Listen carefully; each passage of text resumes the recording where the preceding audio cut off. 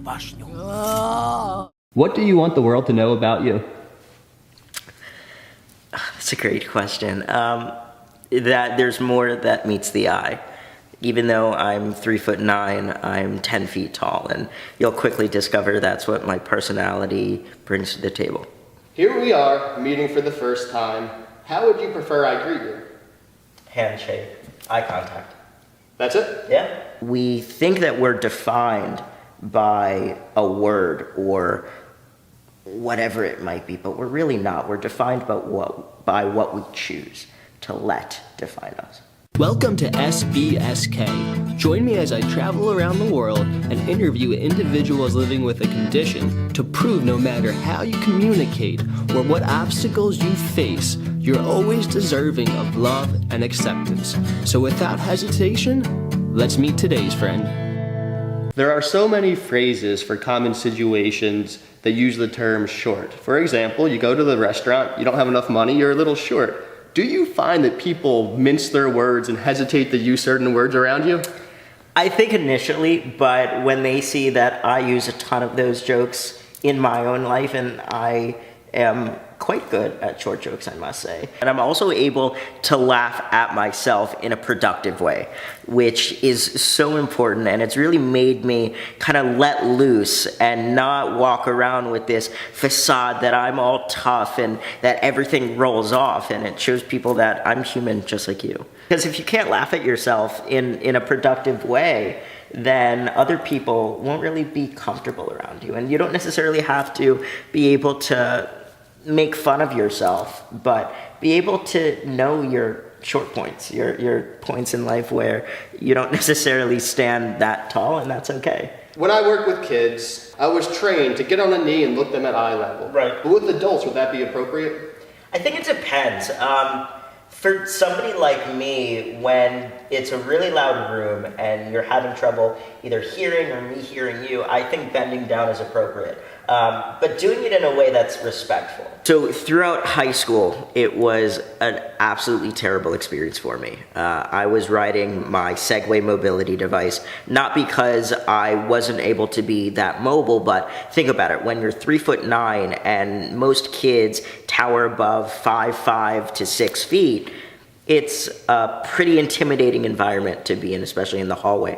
So I was the target of extensive cyberbullying, extensive harassment, starting the very first week of high school. I really thought that I was someone who could disappear and it wouldn't leave a hole, but that absolutely is not the case for me, for you, for anybody. If you had to introduce your mom to the world, what would you say? This is my person. This is where a lot of my strength comes from and where I learned to be a good person. It started with a couple tweets circulating around me. There was a picture that someone took of me on my Segway device in the hallway that said, first person to take a video of the ugly midget on the Segway, I'll give you $5. So many people hated me, and I didn't really understand why. But bullying stems from, in my opinion, one of two things. Jealousy and envy, not necessarily for something that you have, but for something that you are, whether it's your strength, your confidence, your humor, your personality, or it's because hurt people hurt people. And until somebody breaks that cycle of someone getting hurt and passing that hurt on to somebody else, that's what they're going to keep doing.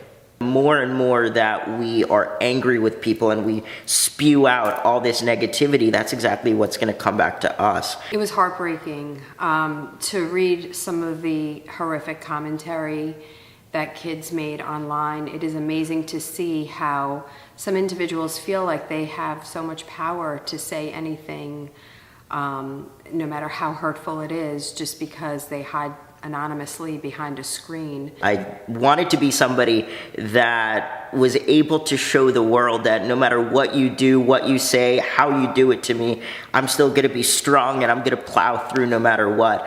And in all honesty, I used to fight fire with gasoline. And if somebody looked at me the wrong way, in my own mind, I would freak out. I was a kid who was very depressed, and I wanted to end my own life when I was 11. It escalated to the point where he literally took a belt and put it around his neck. And he said, I have nothing to live for. I hate my life.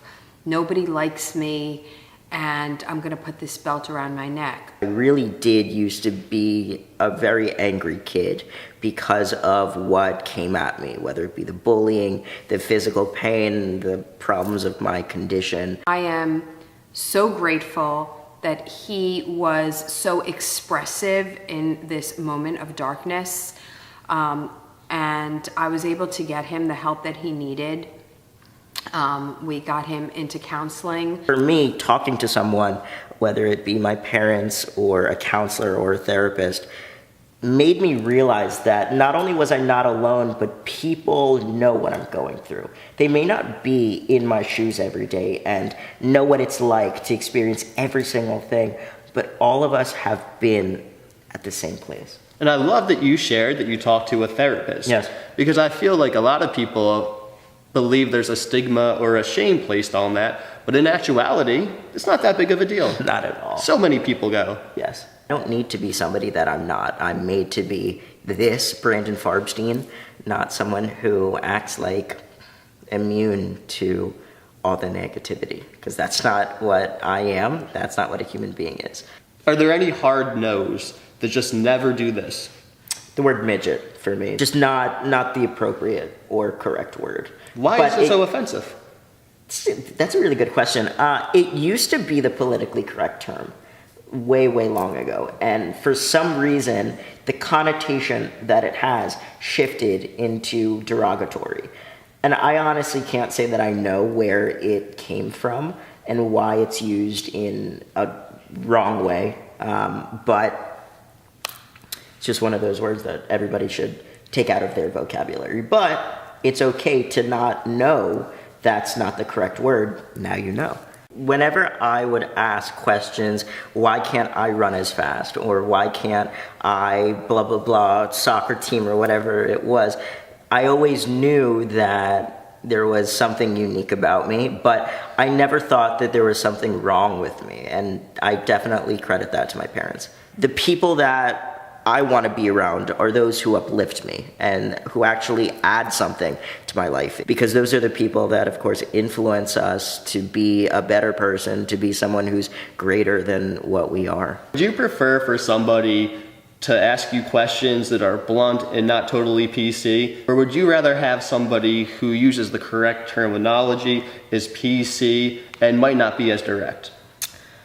You know what, I'm okay with both, because I think that the first type of person is ignorant and they just don't know what the correct thing is, and that's totally okay. I, for quite a long time, didn't know the proper term for a lot of different things, and now I do, but that's totally okay. We're constantly learning, we're evolving, and people and terms and things like that are evolving with us. Do you find that people fear using terminology because it is constantly advancing? Yes. People just don't want to offend anyone, so they don't try. It was quite a journey. We got Brandon's diagnosis. He has a very rare form of dwarfism called metatropic dysplasia, and we got his diagnosis when he was 2.5 years old. And at that point, there was really no Facebook groups or anything to support us. So we kind of were out there in the dark, not knowing what the future would hold. We decided to just tell Brandon, you know what? You've got special bones. That's all you have. That makes you different, and you're capable of doing whatever you set your mind to. What are you going to focus on? What are you allowing your energy and your emotions to be spent on? The people that drain you and are constantly complaining every day on your Instagram feed that you just see nothing but complaints saying how bad their life is? Or are you going to focus on people that actually do something to encourage you to be a better person, whether it's through love, positivity, gratitude, humor? Any of those things truly do make a difference. Things are bigger than just our place in this world. There's a great big universe out there, and yes, we are one little grain of sand in it, but that doesn't mean that the actions that we possess can't turn into big boulders. And I think at the end of the day, we all need to realize that our life is going to be full of pain and struggles, and there's nothing wrong with sharing that. You don't necessarily have to share it on a big platform like Brandon does, But I sure am grateful that at this young age he realizes the beauty of being an authentic person. Thank you guys so much for stopping in. Hopefully you got a little glimpse of my life and can take some type of inspiration from it. I've got to head to a really fun physical therapy appointment, but I hope to see you guys real soon.